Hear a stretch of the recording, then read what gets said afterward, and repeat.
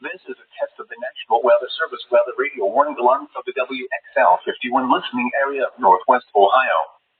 During potentially dangerous weather situations, specially built receivers are automatically activated to warn of impending hazard. Tests of these receivers are normally conducted by the National Weather Service every Wednesday between 11 a.m. and noon.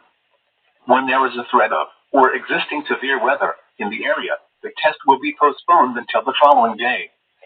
This ends the test of National Weather Service weather radio warning alarm.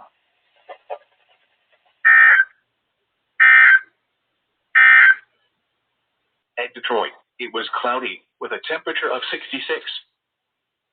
This is a test of the National Weather Service weather radio warning alarm for the WXL51 listening area of Northwest Ohio. During potentially dangerous weather situations, specially built receivers are automatically activated to warn of impending hazard.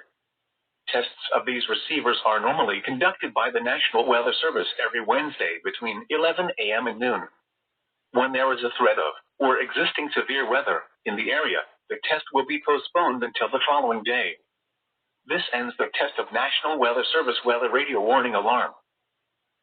The extended forecast for Northwest Ohio.